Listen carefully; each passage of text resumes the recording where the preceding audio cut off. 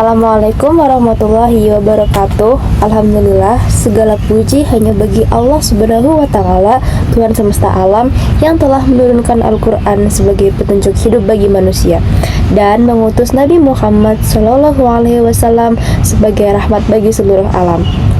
Salawat dan salam semoga senantiasa tercurah kepada Nabi kita tercinta, keluarga beliau, para sahabat, serta seluruh umat Islam yang terus berpegang pada sunnah beliau hingga akhir zaman. Hadirin yang dirahmati Allah, manusia di dunia ini seringkali berlomba-lomba meninggalkan warisan terbaik bagi anak keturunannya. Mereka bekerja siang dan malam, mencari rezeki, menabung, membeli aset, tanah, rumah, emas, dan harta lainnya. Semua itu tentu tidak salah, bahkan bisa menjadi amal kebaikan jika diniatkan karena Allah. Namun, ada satu jenis warisan yang jauh lebih mulia, jauh lebih bernilai, dan lebih abadi dibandingkan warisan harta duniawi. Warisan itu adalah Al-Quran dan hadis, dua peninggalan yang ditinggalkan oleh Rasulullah SAW untuk umatnya.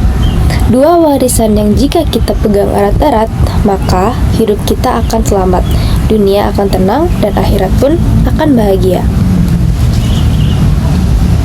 Selanjutnya, namun ada satu warisan yang lebih mulia dan lebih kekal, yaitu Al-Quran dan hadis.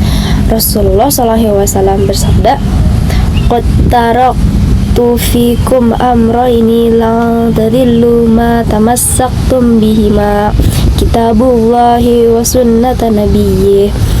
Yang artinya, sungguh aku telah meninggalkan dua perkara untuk kalian, yang jika kalian berpegang teguh kepada keduanya, kalian tidak akan tersesat. Kitab Allah atau Al-Quran dan Sunnah Nabi. Hadis riwayat Malik. Warisan ini bukan hanya untuk umat pada masa Rasulullah, tetapi juga untuk kita hari ini dan seterusnya. Al-Quran adalah firman Allah yang diturunkan kepada Nabi Muhammad sebagai pedoman bagi umat manusia. Ia bukan hanya bacaan indah, tapi juga petunjuk moral, hukum, dan kehidupan. Allah berfirman, "Dzalikal kitabul la raiba fihi hudal lil muttaqin." Kitab atau Al-Quran ini tidak ada keraguan padanya, petunjuk bagi mereka yang bertakwa. Quran Surat Al-Baqarah ayat 2. Nah, Al-Quran bukan hanya untuk dibaca, tetapi juga dipahami dan diamalkan. Ia adalah cahaya yang menerangi hati dan petunjuk yang menunjukkan jalan lurus. Allah juga berfirman, "Inna hadzal Qur'ana yahdil lillati fiyya aqwam."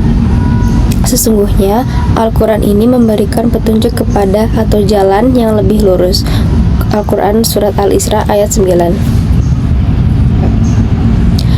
Nah, di dalam Al-Quran terdapat panduan untuk seluruh aspek kehidupan.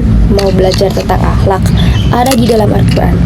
Mau belajar ekonomi, hukum, pendidikan, bahkan tentang keluarga, semua itu ada dalam Al-Quran. Tak ada satupun persoalan hidup yang tidak disentuh oleh Al-Quran, secara langsung ataupun melalui petunjuk global yang kemudian dijelaskan dalam hadis.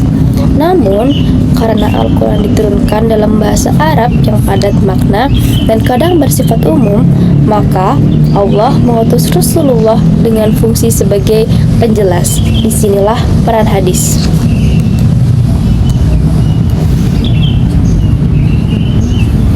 Kenapa sih harus ada hadis? Jadi, tanpa hadis, kita tidak akan tahu bagaimana sholat yang benar, zakat yang tepat, puasa yang sah, ataupun haji yang sesuai dengan tuntunan Allah.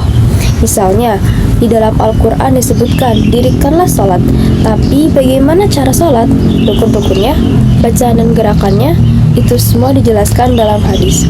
Al-Quran memerintahkan zakat, tapi berapa nisabnya? Kapan dikeluarkannya? Siapa yang berhak menerima? Nah, semua itu diterangkan dalam hadis juga. Dengan demikian, Al-Quran dan hadis adalah dua sisi mata uang yang tak bisa dipisahkan. Kalau kita ingin hidup kita lurus, maka kita harus mengambil dua-duanya. tidak bisa satu-satunya. Jangan sampai ada orang yang berkata, "Saya hanya percaya Al-Quran, tidak perlu hadis." Ini adalah kekeliruan besar yang bisa membawa pada kesesatan. Nah, jadi hadirin sekalian, mari kita renungkan sejenak. Kita sering khawatir apa yang akan kita wariskan kepada anak-anak kita nanti. Tapi jarang kita bertanya, sudahkah kita wariskan Al-Quran dan hadis di dalam hidup mereka?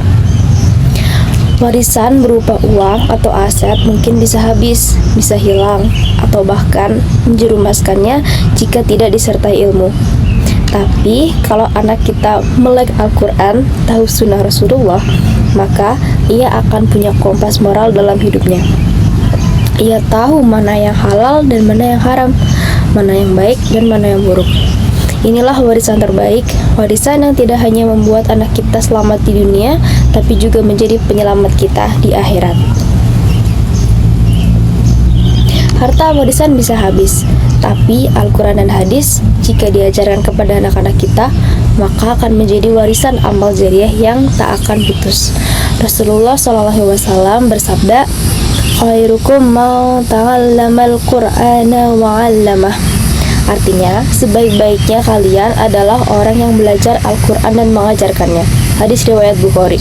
Jadi, bayangkan jika kita meninggal, lalu anak kita membaca Al-Quran atau mengamalkan hadis yang pernah kita ajarkan, maka pahalanya terus mengalir kepada kita.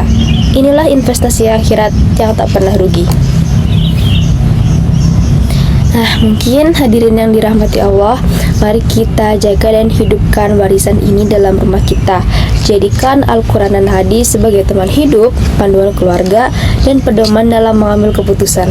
Bukan hanya sebagai hiasan di rak atau pajangan di dinding, tapi sebagai ruh kehidupan yang menghidupkan jiwa.